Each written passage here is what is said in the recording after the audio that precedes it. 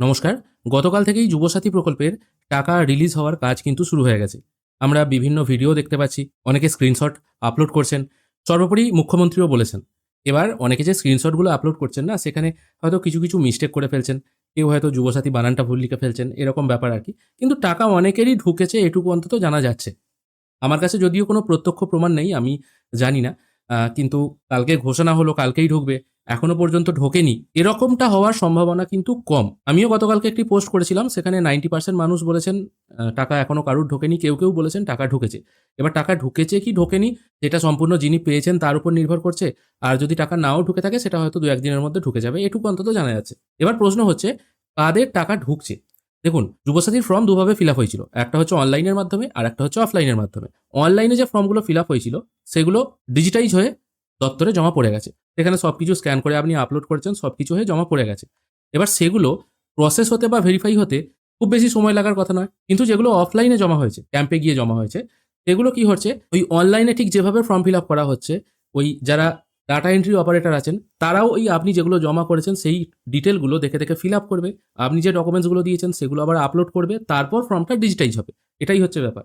এই স্বাভাবিকভাবেই যারা অনলাইনে ফর্ম ফিল আপ করেছে তাদের কিন্তু কাজটা এক ধাপ এগিয়ে গেছে যারা অফলাইনে জমা করেছিলেন তাদের থেকে। এবার যেহেতু অফলাইনে জমা হওয়া ফর্মের সংখ্যাটা অনেক বেশি অনলাইনের থেকে, সেই জন্য যদি কেউ টাকা পেয়েও থাকেন গতকালকে বা আজকে যদি কেউ পেয়েও থাকেন, তাহলে তিনি কিন্তু হয় অনলাইনে ফর্ম জমা করেছিলেন, অথবা এটা হতে পারে অফলাইনে হয়তো যে ফর্মগুলো এন্ট্রি করা শুরু হয়েছে তার প্রথম দিকে যাদের ফর্মগুলো এন্ট্রি হয়ে গেছে তাদের মধ্যে কয়েকজন হয়তো টাকা পেয়েছেন। এটাই হয়তো দেখা যাচ্ছে। সবাই হয়তো পাননি, কারণ ৮৪ লক্ষ ফর্ম জমা পড়েছে। কোনো মন্ত্রের জাদুকাঠি দিয়েই অতগুলি ফর্মকে একসঙ্গে ডিজিটাইজ করা সম্ভব নয়।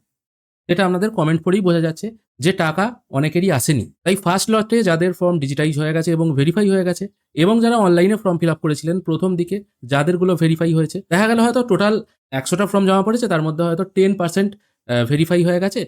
জাস্ট মুখ্যমন্ত্রী বলেছেন আজ থেকেই টাকা পাওয়া শুরু হয়ে যাবে, সেই জন্য হয়তো কিছু মানুষকে টাকা দেওয়া হয়েছে। এটা হয়তো সত্য। তাও আমি বলছি আমার কাছে কিন্তু এরকম কোনো প্রমাণ নেই যে আমি আপনাদের দেখাতে পারবো কেউ টাকা পেয়েছে। তাও আমরা ধরে নিচ্ছি হয়তো কেউ টাকা পেয়েছে, সেই জন্য আমি বলছি। তাহলে বলবেন বাকিদের তাহলে কবে টাকা পাওয়া শুরু হবে? বাকিরাও টাকা পাবে যখন ধীরে সমস্ত ফর্ম ডিজিটাইজ হয়ে যাবে এবং অনলাইনের গুলোও যখন ভেরিফাই হয়ে যাবে। এবার দেখুন, ডিজিটাইজ হওয়াটা তো বড় কথা নয়। ডিজিটাইজের পর ভেরিফাই হতে হবে, ডকুমেন্টস ঠিকঠাক আছে কিনা দেখতে হবে। কারোর ফর্ম হয়তো রিজেক্ট হবে, কেউ হয়তো কৃষক বন্ধু পায়, কেউ অ্যাপ্লাই করেছে, কেউ হয়তো লক্ষ্মী ভান্ডার পায়, তিনিও হয়তো অ্যাপ্লাই করেছেন। কিন্তু তাদের ফর্মগুলো প্রথমে রিজেক্ট করা হবে। তারপর দেখা যাচ্ছে অনেকের হয়তো বয়স কম আছে, ২১ বছর বয়স হয়নি, ২০ বছর ১১ মাস বয়স। অনলাইনে ফর্ম যখন এন্ট্রি করা হতো, এই অ্যাপ্লাই অনলাইন সেকশনে গিয়ে যখন ফর্ম এন্ট্রি করা হতো, তখন যদি বয়স কম হতো সেখানে কিন্তু দেখিয়ে দিত বয়সটা কম আছে অথবা বয়স ৪০-এর বেশি আছে। সেক্ষেত্রে কিন্তু ফর্ম এন্ট্রি করা যেত না। ঠিক একই রকমভাবে ডাটা এন্ট্রি অপারেটররাও যখন এন্ট্রি করবে, অনলাইনে এন্ট্রি করার মতো তাদেরও কিন্তু এই একই ইন্টারফেস খুলবে।